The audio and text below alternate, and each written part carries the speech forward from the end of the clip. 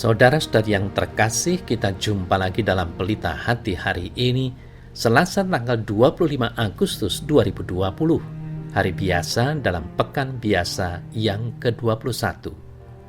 Bersama saya Romo Thomas Suratno SC dari Paroki Cilandak, Jakarta Selatan, mendengar dan merenungkan Sabda Tuhan, yakni firman Tuhan yang tersurat di dalam Injil Matius, bab atau pasal 23, ayat 23 sampai dengan ayat 26.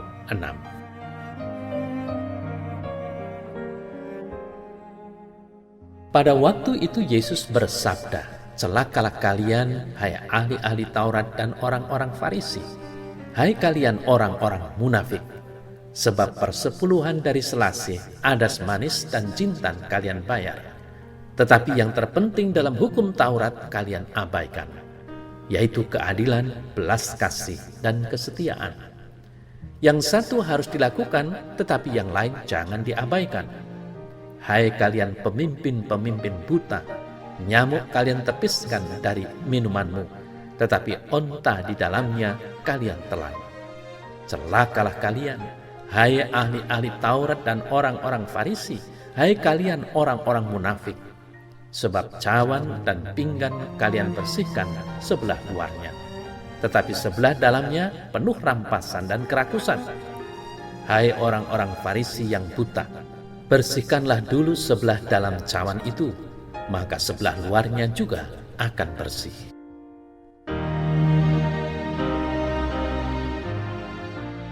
Saudara-saudari yang terkasih, kecaman Yesus dalam warta Injil hari ini terhadap ahli-ahli Taurat dan orang-orang Farisi demikian kerasnya.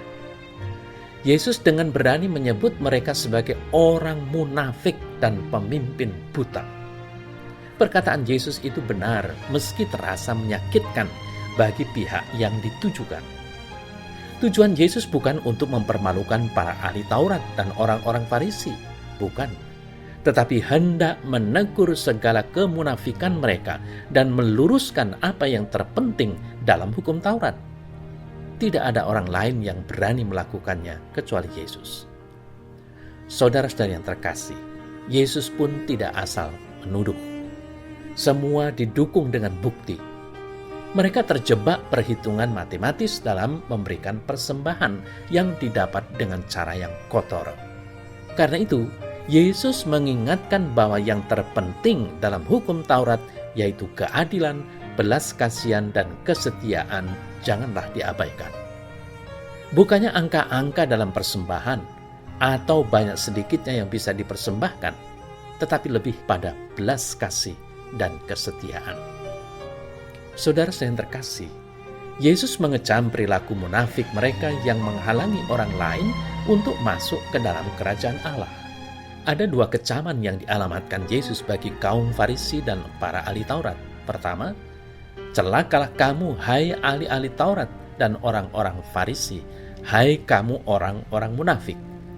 Sebab persepuluhan dari selasih, adas manis, dan jintan kamu bayar, tetapi yang terpenting dalam hukum Taurat kamu abaikan, yaitu keadilan dan belas kasihan dan kesetiaan. Yang satu harus dilakukan dan yang lain jangan diabaikan. Lalu yang kedua, celakalah kamu, hai ahli-ahli Taurat dan orang-orang Farisi, hai kamu orang-orang munafik, sebab cawan dan pinggan kamu bersihkan sebelah luarnya, tetapi sebelah dalamnya penuh rampasan dan kerakusan. Saudara-saudara terkasih, Yesus melanjutkan kecamannya kepada para ahli Taurat karena perilaku mereka yang hanya mementingkan peraturan dan hukum, sehingga mereka lupa pada prinsip-prinsip fundamental seperti keadilan, belas kasih, dan kesetiaan. Segala sesuatu yang bersifat batiniah itu sangatlah penting. Mereka lebih mementingkan tampilan lahiriah, karena itu akan menjadi kesombongan mereka. Para ahli Taurat dan kaum Farisi bermulut manis, tetapi membawa mereka kepada dosa. Mereka lupa diri bahwa segala sesuatu berasal dari Tuhan dan mereka hendaknya patuh dan setia kepadanya.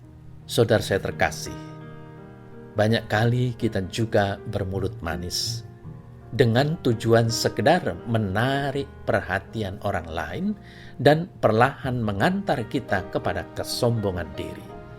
Banyak kali kita banyak menuntut supaya orang dapat berbagi, sementara kita sendiri tidak mampu berbagi. Kita lalai membangun keadilan, belas kasih, dan kesetiaan. Kita menilai orang dari casingnya dan lupa bahwa manusia memiliki jati diri. Lalu, saudara-saudara yang terkasih, bagaimana kita menghadapi kemunafikan yang terjadi di sekitar kita? Misalnya, banyak orang rajin beribadah ke gereja, bahkan bukan cuma di hari Minggu. Seminggu bisa 2-3 kali datang ke gereja untuk kegiatan tertentu misalnya. Namun, mereka sibuk jadwal pelayanan, taat mengikuti aturan, ketat dengan target pelayanan, jelimet dengan tema evangelisasi tahunan, tetapi mereka lupa bagaimana membangun relasi pribadi dengan Tuhan Yesus. Lagi, saudara saya yang terkasih, sebagian yang menjadi orang tua sibuk membesarkan anak dengan mendidik di sekolah dan mengajak sekolah minggu. Mereka mendorong anak-anaknya untuk ikut beragam kegiatan, hari gembira, BIA, BIR, dan OMK, dan sebagainya. Namun sayang mereka tidak membesarkan anak-anak di dalam Tuhan. Mereka sebagai orang tua lupa menekankan pentingnya membina hubungan yang akrab dengan Tuhan Yesus. Sadarilah saudara saya yang terkasih, bahwa itu semua bisa menjadi cikal bakal mengapa Tuhan bilang celakalah kalian, wahai orang munafik. Mari kita mengkoreksi diri. Aturan perlu, tapi jangan sampai karena aturan kita lupa apa yang Tuhan mau. Sekali lagi, Tuhan mau supaya kita berlaku adil, punya belas kasihan dan setia. Ikutilah aturan tanpa melupakan keadilan, belas kasih, dan kesetiaan.